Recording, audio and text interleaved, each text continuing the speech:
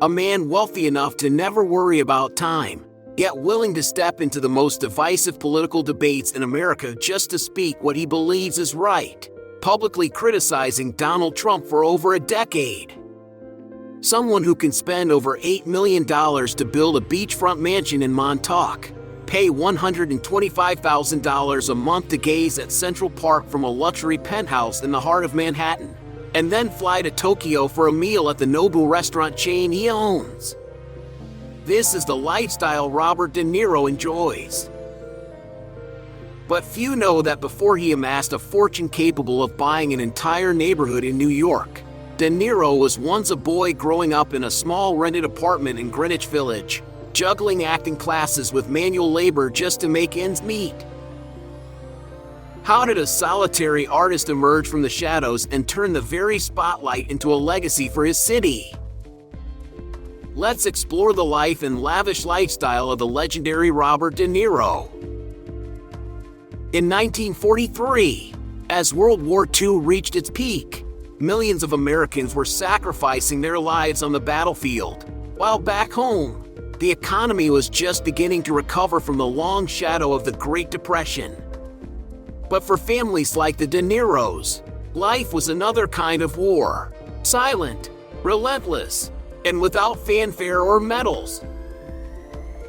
On August 17, 1943, in a small hospital in Manhattan, Robert Anthony De Niro was born, the product of a marriage between two artists, Robert De Niro Sr., a talented abstract painter, and Virginia Admiral, an artist, writer, and a woman of remarkable resilience. However, family life did not last long. When De Niro was just 2 years old, his parents divorced, a deep emotional wound for both of them. Virginia raised him alone in a cramped apartment in Greenwich Village, where the light of art and the shadow of poverty always walked hand in hand. More importantly, though his father no longer lived with them, he was always present. He lived just a few blocks away, often taking his son out and, most notably, bringing him to the movies. Those quiet afternoons in old theaters planted something in young Bobby's soul that was greater than imagination, a love for cinema. Though his mother shouldered all financial burdens, Virginia never let her son go without intellectual nourishment. She taught him to read, encouraged him to watch plays, and, above all, instilled in him a belief in the value of art, even in the hardest of times. They lived simply. Meals were often nothing more than thin soup, dry bread, or boiled eggs, but there was always light. Light from books, from paintings, from the rich inner world of mother and son. Bobby, thin, shy, was an observant child, an introvert who enjoyed walking for hours just to think or dream. The first time he stepped onto a stage in a school play at the age of 10, he realized that his place was not in the real world, but in the roles he embodied. Under the spotlight, he was no longer just Bobby.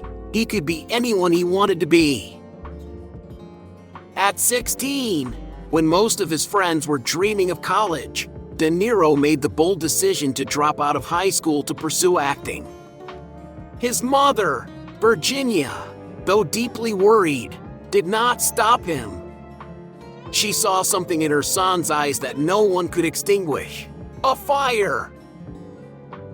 Virginia watched with concern as her son walked into the unknown, but she did not hold him back, because she knew, in his eyes, burned a flame that no one could put out.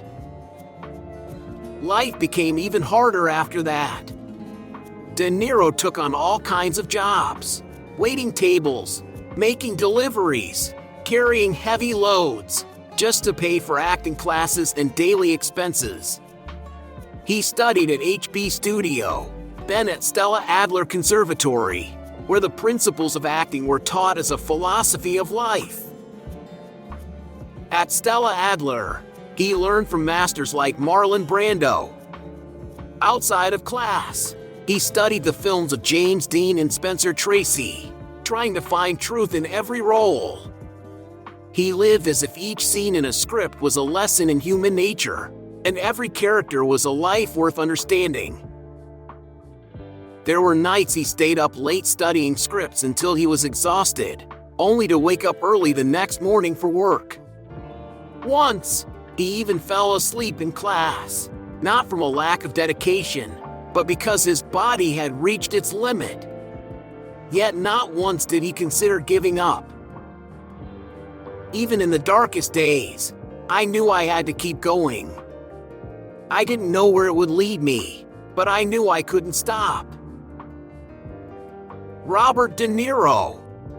There were no stage lights, no recognition, only belief.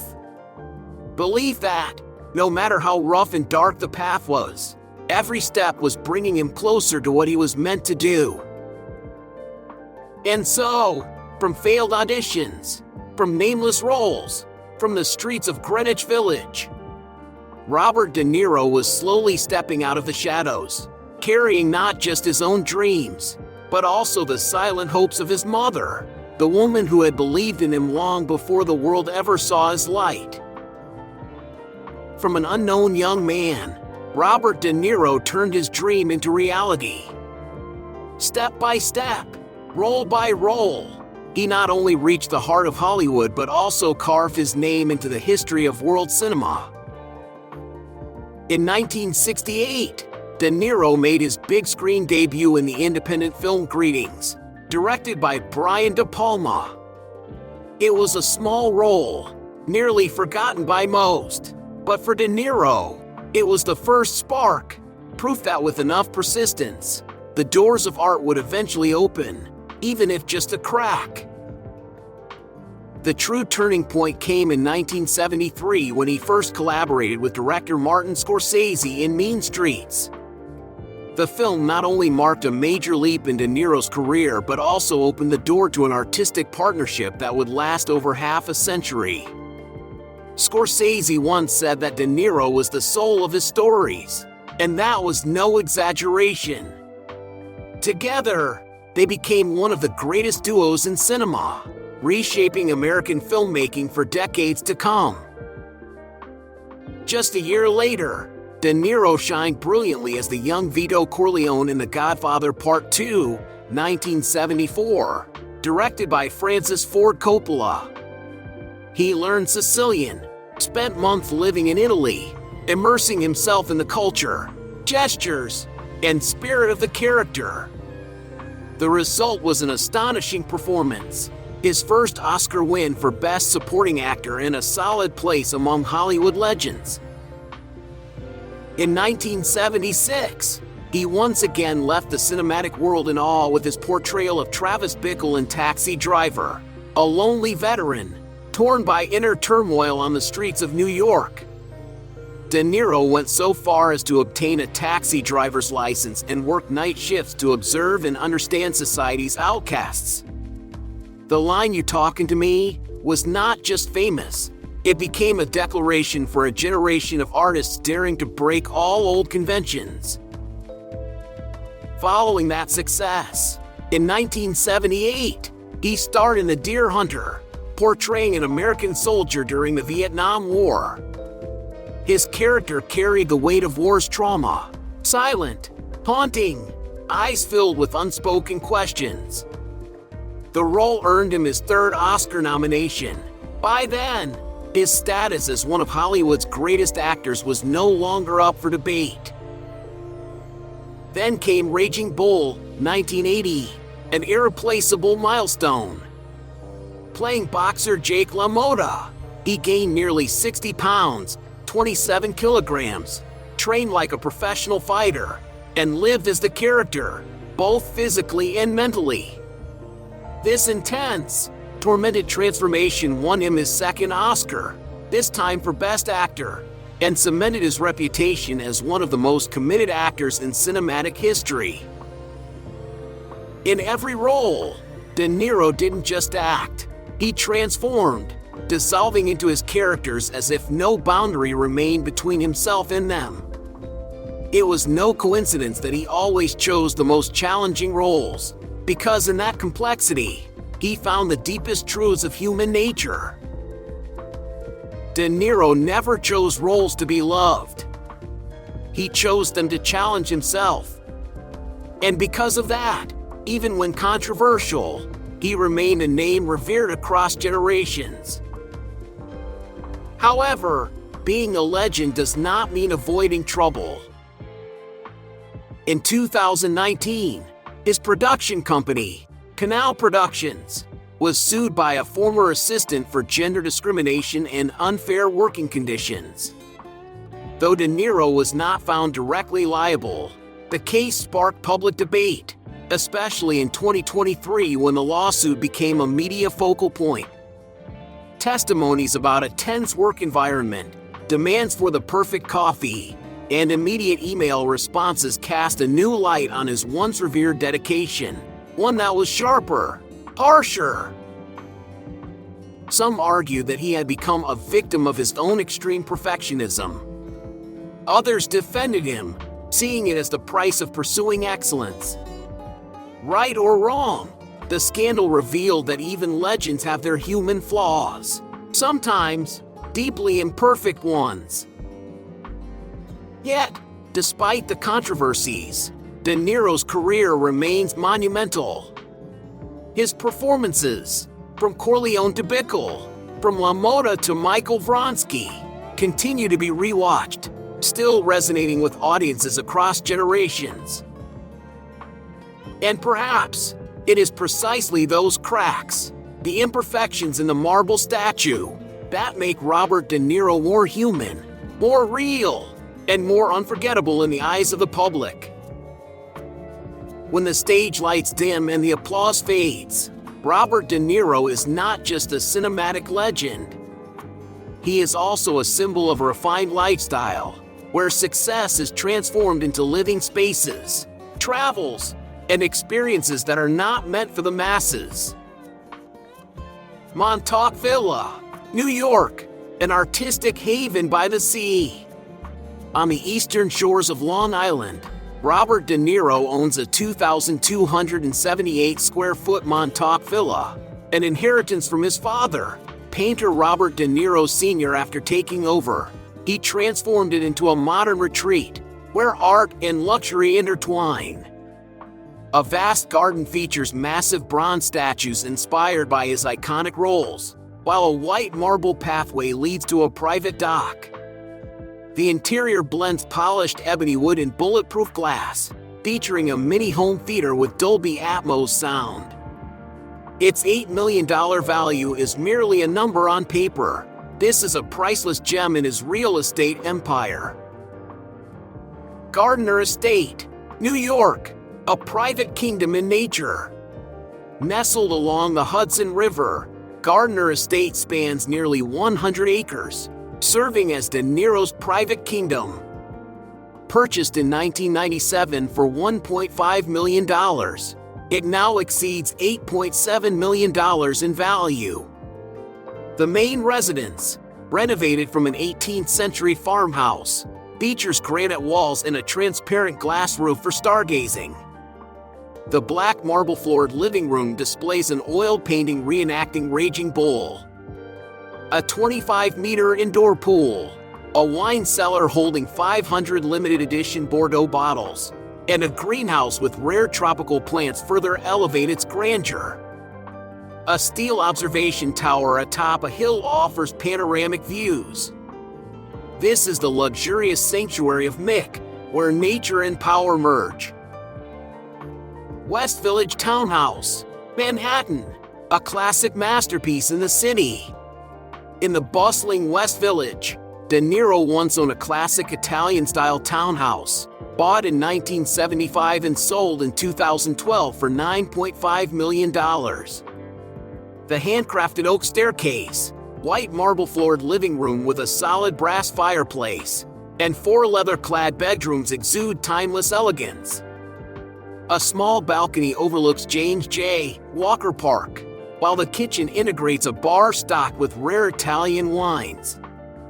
The backyard garden, complete with a fountain and olive trees from Tuscany, made this more than just a home. It was an artistic legacy in the heart of New York, reflecting the unique aesthetic of Mick. Penthouse at Central Park West, a sky-high symbol of luxury. After a fire in 2012, De Niro rented a penthouse at 15 Central Park West, spanning 6,000 square feet at a monthly rate of $125,000. Glossy Italian walnut floors, a 2-story white marble fireplace adorned with an oil-painted taxi driver poster, and a library housing original scripts behind glass cases define its splendor.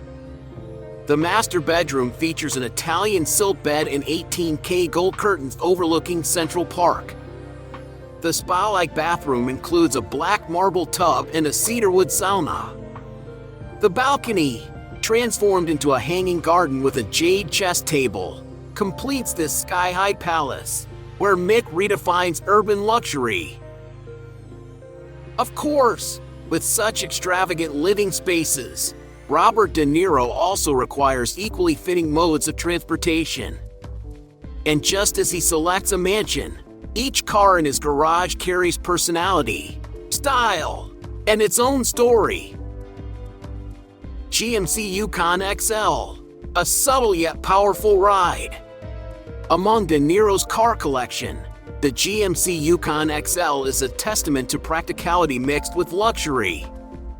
This spacious SUV, starting at around $70,000, accommodates his family, driver, and security team, but don't be fooled by its modest exterior.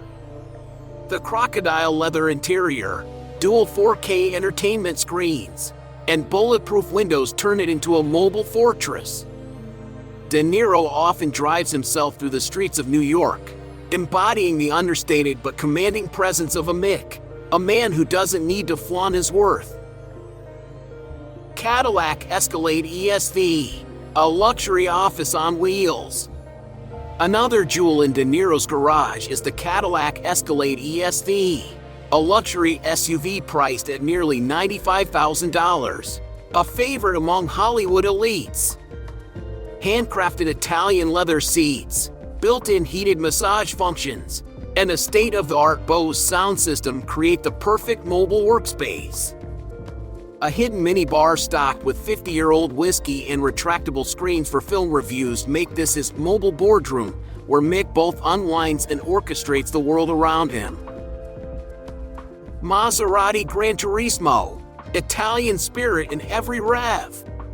The Maserati Gran Turismo reflects De Niro's bold personality, a high-performance Italian sports car with a starting price exceeding $150,000. The roaring V8 engine is a call to freedom, its chrome body gleaming like a director's chair on set, while the deep red leather interior embodies raw passion. De Niro once said that every time he gets behind the wheel, it feels like stepping into a role, powerful, captivating, and unapologetic. For Mick, this is not just a car, it's a declaration of speed and artistry, ready to break limits on any road. But De Niro's life isn't solely about material possessions. For him, luxury is also about experiences, lavish vacations, exquisite dining, and moments of stillness amidst the relentless pace of life. Luxury travel. De Niro frequently indulges in luxury vacations worldwide. He co-owns the Nobu hotel chain, known for its fusion of modern design and top-tier hospitality. One of its most anticipated projects is Nobu Beach Inn in Barbuda, set to open in 2025. This resort promises an opulent experience with oceanfront bungalows and villas, alongside a world-class Nobu restaurant. Additionally, De Niro owns the Greenwich Hotel in New York, renowned for its sophisticated design and premium services. The hotel houses Shibui Spa, a tranquil retreat built from the wood of an ancient Japanese temple, offering guests a one-of-a-kind relaxation experience. Exquisite dining. As a co-founder of the Nobu restaurant chain, De Niro has a deep passion for Japanese Peruvian cuisine. He frequently enjoys signature dishes like black cod with miso, a Nobu classic. This dish undergoes a 3-day marination process in a special miso blend before being grilled to perfection, delivering a unique and refined flavor. De Niro also visits Nobu locations worldwide, from Tokyo to Paris, relishing the cuisine and luxurious ambience his brand represents. Wellness and relaxation.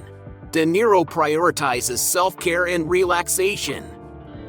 At Shibui Spa within the Greenwich Hotel, he regularly indulges in premium treatments, including traditional Japanese massages and onsen baths. The spa's indoor pool, surrounded by traditional wooden architecture, creates a serene and peaceful atmosphere. Robert De Niro's lifestyle embodies the perfect balance between career success and the ability to savor life's finest experiences through travel, gastronomy, and self-care. From quiet city streets to opulent dining tables, De Niro has crafted his own distinct way of living. But the story doesn't end there. He has also used his name and fortune to reshape an entire neighborhood in New York. Robert De Niro is not just an actor. He is a pioneer, a businessman who has turned dreams into reality for an entire community. With over 80 films, more than $4.3 billion in global box office revenue, and 2 Academy Awards, Robert De Niro has become an irreplaceable icon of American cinema. But what sets him apart from many of his contemporaries is that when the stage lights fade, he continues to shine in a completely different role, as an investor and a community revitalizer. Robert De Niro is one of the rare actors in film history whose career spans more than half a century while maintaining absolute respect from both critics and the public. He has won 2 prestigious Academy Awards: Best Supporting Actor for his role as Vito Corleone in The Godfather Part 2, 1974. Best Actor for portraying boxer Jake LaMotta in Raging Bull, 1980. Additionally, he was honored with the Cecil B. DeMille Award at the Golden Globes in 2011, an accolade recognizing a lifetime of contributions to the film industry. In 2016, President Barack Obama awarded him the Presidential Medal of Freedom, one of the highest civilian honors in the United States, acknowledging his profound influence not only in the arts but also in society.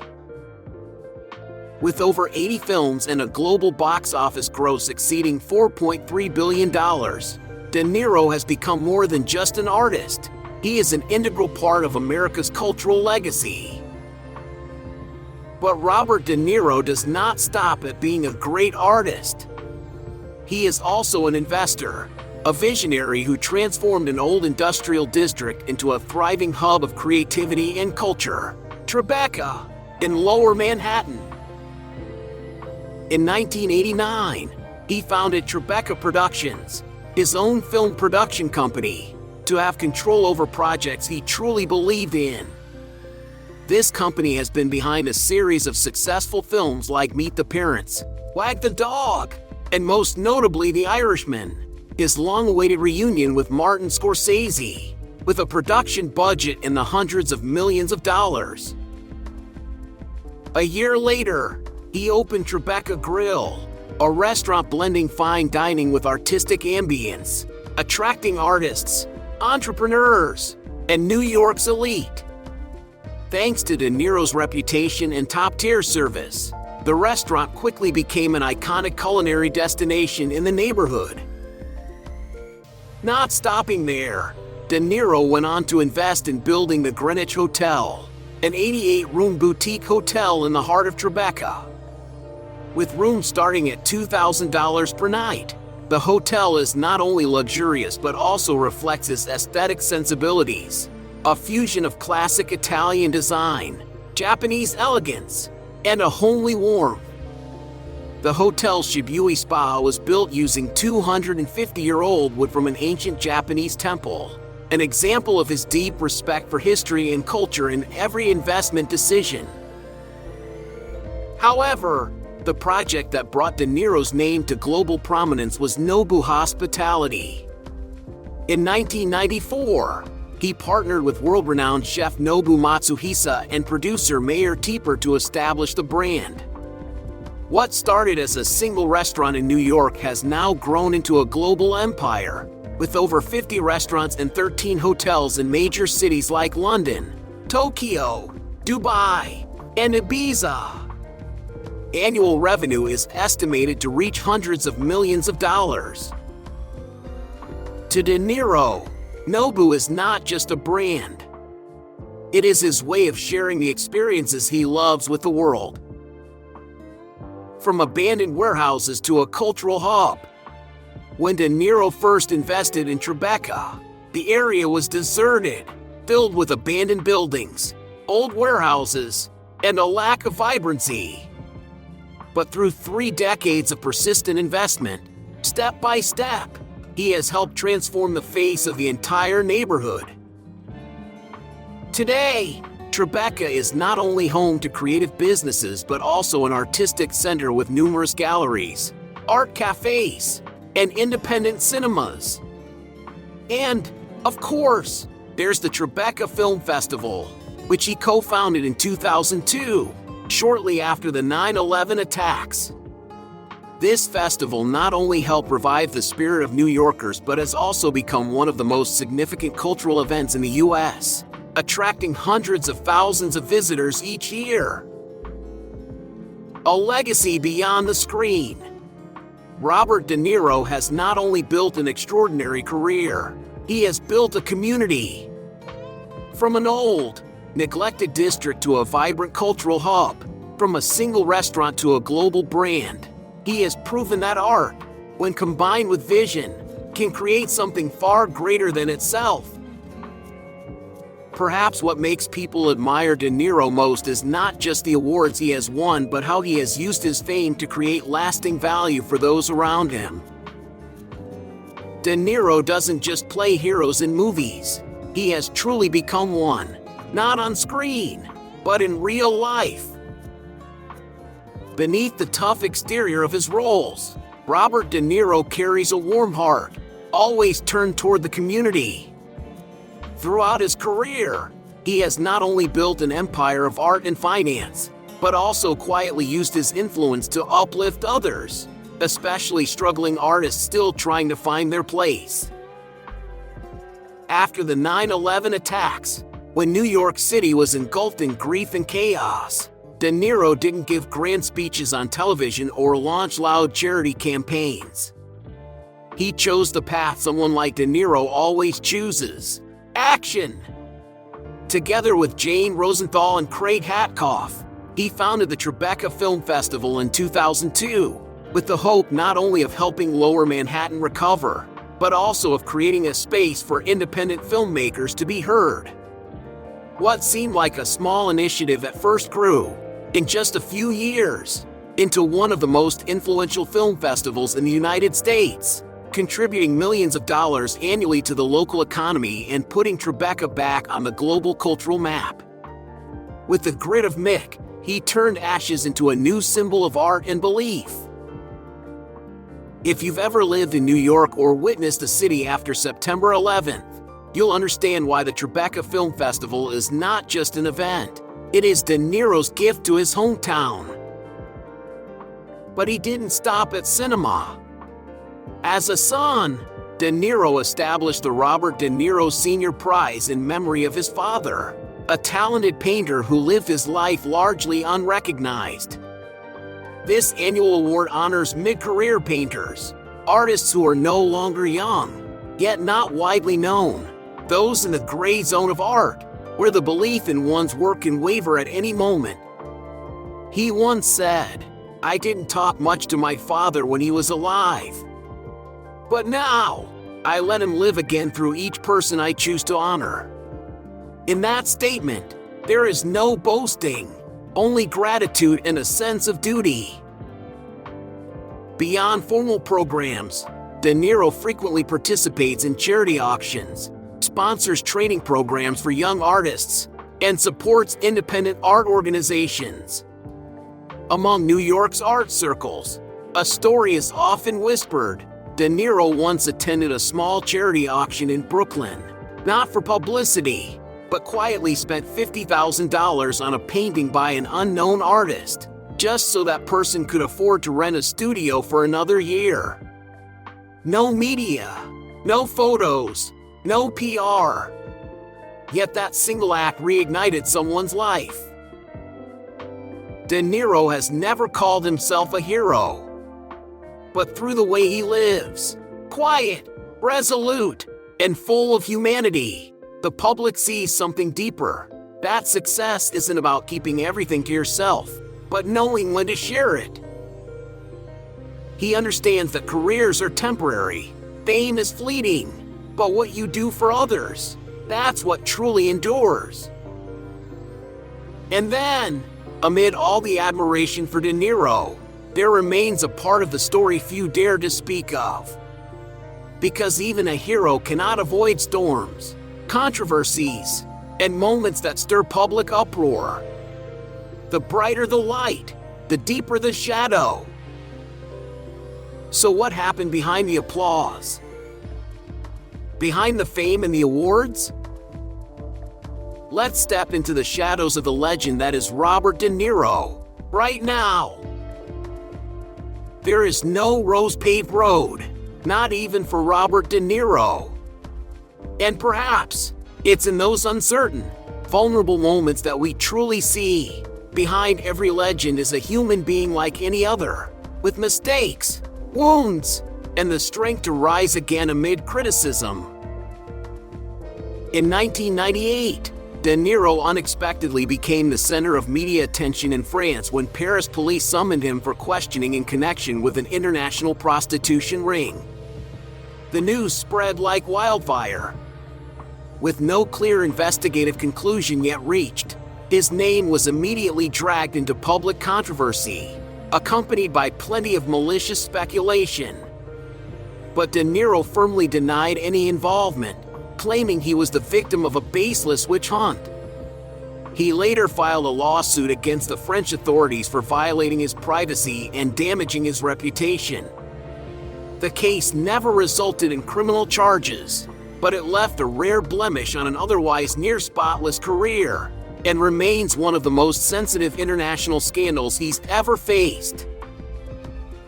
Beyond the glow of artistic triumph and financial success, De Niro's personal life has seen its share of heartbreak.